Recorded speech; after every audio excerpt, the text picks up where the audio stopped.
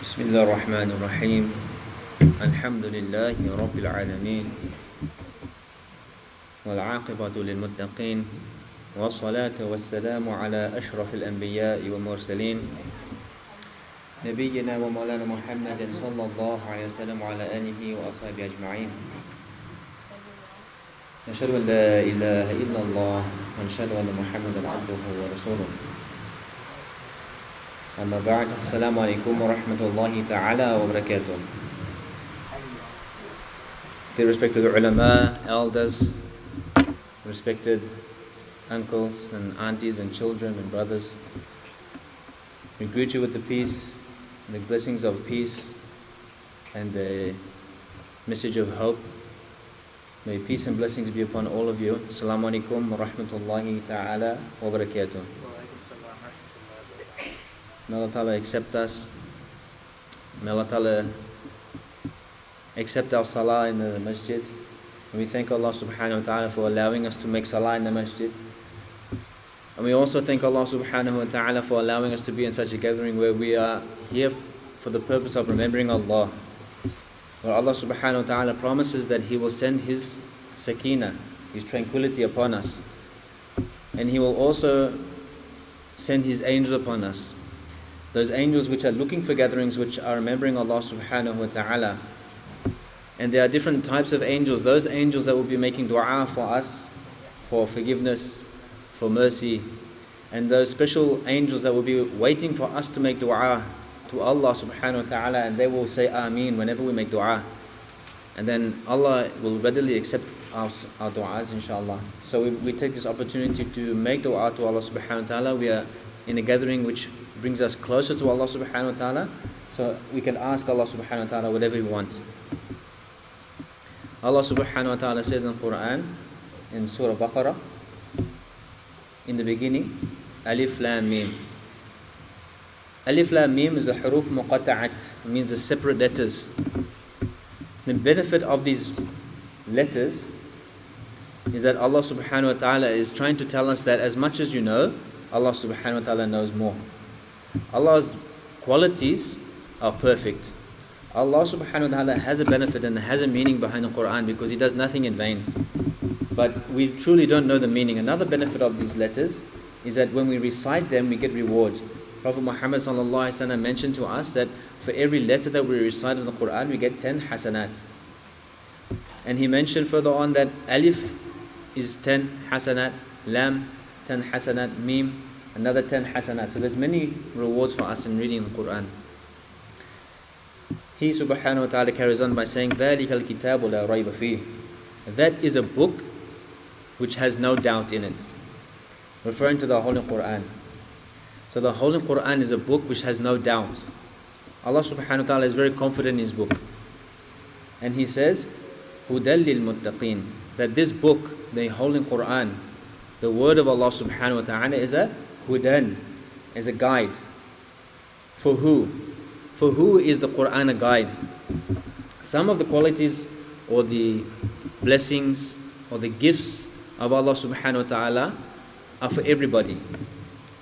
Like the message, the prophethood of Prophet Muhammad sallallahu alaihi wasallam, as we know, is rahmatan lil alameen. It was a mercy for the entire creation. However, Allah Subhanahu wa Ta'ala restricts some of His qualities for certain groups. And Allah Ta'ala says, Hudan lil muttaqin. It is a guide, the Quran is a guide for those who have the quality of taqwa.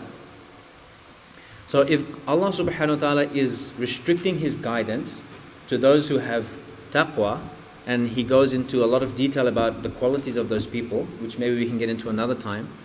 But what about the group of people who Allah Subhanahu wa Ta'ala is restricting His guidance from? Allah mentions in another verse in Surah Baqarah, Surah number 16, إِنَّ اللَّهَ لَا يَسْتَحْيِي أَن يَضْرِبَ مَثَلًا مَا بَعُوضَةً فَمَا فَوْقَهَا. Allah Subhanahu wa Ta'ala is not ashamed. Allah Ta'ala is very confident and is not ashamed to bring an example. What would be the purpose of bringing this example? To guide a person or to misguide a person, as we'll see further down the verse, inshallah. So we are saying that Allah Ta'ala is guiding some people and He's allowing some people to be misguided. And we're going to see who that group of people is. إِنَّ اللَّهَ لَا يَسْتَحْيِي أَن يَضْرِبَ مَثَلًا مَا بَعُوضَةً فَمَا فَوْقَهَا. Allah Ta'ala is not ashamed to bring in any such example. Anything that you look at, even if you look at a mosquito. Have you ever looked at a mosquito? We think it's very insignificant. We don't pay much attention to it. We don't have any kind feelings to it. When we see, we want to just kill it. But Allah Ta'ala is telling us that even in the insignificant example of a mosquito, then there is means for our guidance. So when we look into the creation of Allah Subhanahu wa Ta'ala, Allah Ta'ala is telling us that you can find me. Allah Ta'ala says in another place, إِنَّ فِي خَلْقِ السَّمَاوَاتِ وَالْأَرْضِ وَاخْتِلَافِ اللَّيْلِ وَالنَّهَارِ لَآيَاتٍ لِأُولِي الْأَلْبَابِ. That verily in the creation of the heavens and the earth and the divergence of the night and the day are many signs for those who have intellect. So if we just analyze quickly the verse, we're saying that in the creation of the heavens and the earth, there is a sign for those who have intellect. So we look at the people who have so-called intellect, and we can see that they will tell us that when we look at an atom, any atom, everything that we can see is made of atoms. And if you look at the atom, nobody can create the atom, nor can anybody destroy an atom, ever in the existence. Nothing will ever be destroyed and nothing will ever be created. Only that Allah Subhanahu wa Ta'ala created it for it to come into existence, and then finally Allah Subhanahu wa Ta'ala will destroy it. So in this creation of the heavens and the earth, that there are surely signs. And this is for the people who have intellect, they can see. But the Prophet ﷺ said that the person, the true smart person, is he who does that for the akhirah. He does whatever he does for the afterlife. So if he studies, or if he works, or if he excels in a sport, or if he builds a spaceship to go to the moon, or whatever he does things for the afterlife. And this is how we can truly recognize Allah Subhanahu wa Ta'ala. Allah Ta'ala is saying that these signs are for those people who have intellect. But what is a true intellect? Not a person who is restricting that benefit for this world, but he is looking for the afterlife, inshallah. So then Allah Ta'ala emphasizes his point by saying, فَمَا فَوْقَهَا. Even whatever is beyond the mosquito, like we talked about the atom, something that seems so small we can't even see it, then you can see the signs of Allah Subhanahu wa Ta'ala. And Allah Ta'ala says about the two groups of people. Now Allah starts to talk about the two groups. فَأَمَّا الَّذِينَ آمَنُوا فَيَعْلَمُونَ أَنَّهُ الْحَقُّ مِنْ رَبِّهِمْ. And as for those who have iman, those who believe in Allah, they know that it is the truth from Allah. That Allah Ta'ala has selected certain people, that when they look at something that Allah Ta'ala has created, like when we go outside and we can look at the stars, and we can look at the horizon, and then we can look at the trees and the mountains. For those who have iman, they look at these things and they say, this is the truth from Allah. This is Allah's creation. I know that Allah Subhanahu wa Ta'ala exists because He created this. In the creation of the heaven and the earth, just the mere creation of it, there's signs for those who have intellect.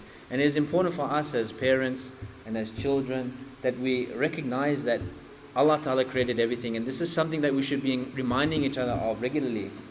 When we take our children to the park, we should, when they say, wow, it's so beautiful, I'm having so much fun, we remind them, yes, it is beautiful, and Allah Ta'ala created it. Never become short. Never take that intellect, only let it be restricted to this world. Allow that intellect to fulfill that the hadith of the Prophet ﷺ, that it is for the akhirah. Everything that we see always related back to Allah Subhanahu wa Ta'ala. And as for وَأَمَّا الَّذِينَ كَفَرُوا فَيَقُولُونَ مَاذَا أَرَادَ اللَّهُ بِهَذَا مَثَلًا.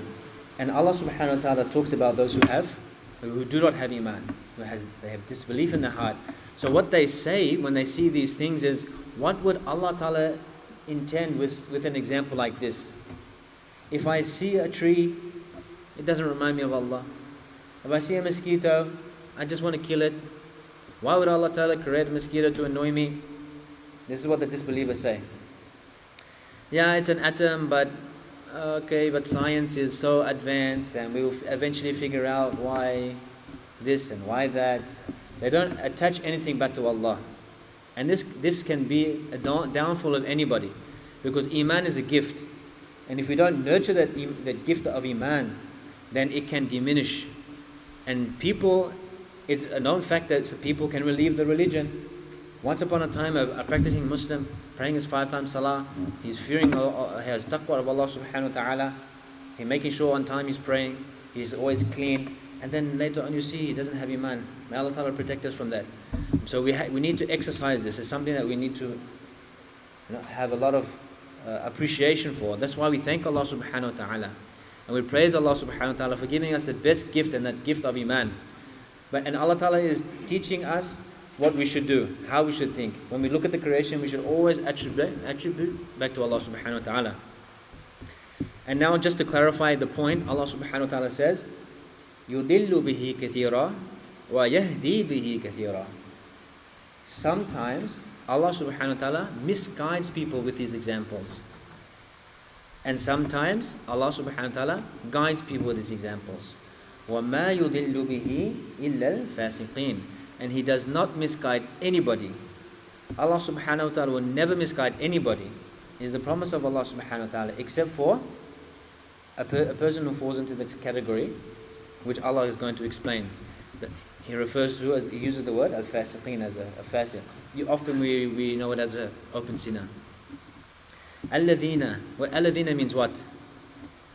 Starts to explain that which, or those who. We're saying al-fasiqeen, and then we're going to explain what does that mean. So Allah Ta'ala doesn't misguide anybody except for those who alladhina yanquduna ahda Allahi min ba'di mithaqi. They break the covenant that they made with Allah. They break the covenant which they made with Allah.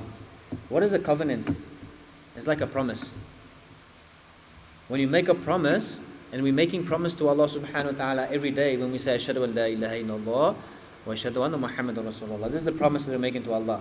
We're promising Allah that we know that you exist, Allah, and you are one. And we bear witness that Prophet Muhammad is your messenger, and we will follow him. We're making a covenant every time we pray salah. We're reminding ourselves, and we are remaking that covenant, because sometimes we do things wrong. We make mistakes, but we come back to our salah, we come back to our dhikr, we come back to our dua, and we make those covenants, inshallah. So a risk that we face is that when we make those covenants, we break them. May Allah Ta'ala protect us from this. وَيَقَطَعُونَ مَا أَمَرَ اللَّهُ بِهِ أَن يُوصَلَ.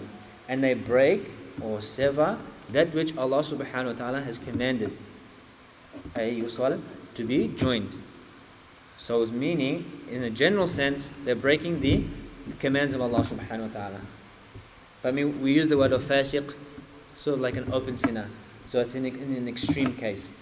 And yusal, particularly put on the end of the verse, the mufassirin, the people that explain the Quran, what does it mean, each and every word, they'll explain that yusal means that we should join family ties.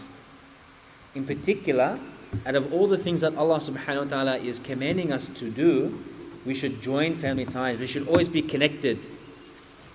We should always be connected to our family. This is a very important point, especially in a society where we don't have that many Muslims, and it's not that apparent where the Muslims are. You're walking on the street, you see, mashallah, you get excited to see another brother, but you don't see too much. So we should always strive to have that connection with our families. It goes both ways. The children should be good to their parents. The parents should be good to their children. The children should facilitate ease for their parents. The parents should facilitate an upbringing for their children in such a way that they respect them, because respect is something that is earned. So may Allah subhanahu wa ta'ala allow us to always be juggling that balance of respecting and giving and taking between our families. Is especially even when we give a sadaqah, the best of sadaqah is to be given where? With the family. You get an extra reward with the intention of, I'm giving it to my family member so that we can join ties. And then that person can give something back if they can, or they will praise you for that. So this quality of keeping family ties, Allah subhanahu wa ta'ala is warning us. He's warning us, and He says that family ties, rahim, Allah subhanahu wa ta'ala says, I have derived it from my name. Family ties, the word family ties, I have derived it from my name, Ar-Rahman. And whoever breaks family ties, I will break away from him. So it's so important. Allah Ta'ala is emphasizing to us, keep family ties, and it will be a means of your guidance, because we do this for the sake of Allah subhanahu wa ta'ala. In another place in the Holy Quran, Allah subhanahu wa ta'ala says, وَتِلْكَ الْأَمْثَالُ نَضْرِبُهَا لِلنَّاسِ لَعَلَّهُمْ يَتَفَكَّرُونَ. That these examples that we bring them to the people in order for them to contemplate. May Allah subhanahu wa ta'ala allow us to look into further what examples Allah subhanahu wa ta'ala discusses. For example, وَمِنْ آيَاتِهِ أَنْ خَلَقَ لَكُم مِّنْ أَنفُسِكُمْ أَزْوَاجًا. That from His signs, from the signs of Allah subhanahu wa ta'ala, is that He has created for you from amongst yourselves spouses. So it takes this example of man and wife, husband and wife, and it says that in this there are signs. لِتَسْكُنُوا إِلَيْهَا. Why has Allah subhanahu wa ta'ala created spouses? In order for you to find sakina. So we make dua that Allah allow us to find sakina when we look at our spouses. And then when we look at our children, we find sakina. So this is a bounty. And when we do it, we are recognizing Allah. Because Allah Ta'ala is telling us that this is the benefit. The reason why you have a spouse is so you can find sakina. You look at her, you look at him, you look at your children, and you have this wonderful feeling. وَجَعَلَ بَيْنَكُمْ مَوَدَّةً وَرَحْمَةً. And Allah subhanahu wa ta'ala has placed between you love and mercy. And Allah Ta'ala is telling us, how do we live to become tranquil with our spouses? You must have love in the times of good, and you must have compassion and mercy when times get tough. People go through a hard time, so you must have compassion and mercy and a little bit of leeway with a person. So Allah Ta'ala is telling us the signs. And when we implement these teachings of Allah, we remember Allah. So everything is a sort of playground for us. It's a means for us, everything, every step of the way. For a person who does things for the afterlife, that is a true smart person. So whenever we do anything, we always think, what does Allah Ta'ala want from me? And what sign can I see which Allah Ta'ala is trying to bring out to me?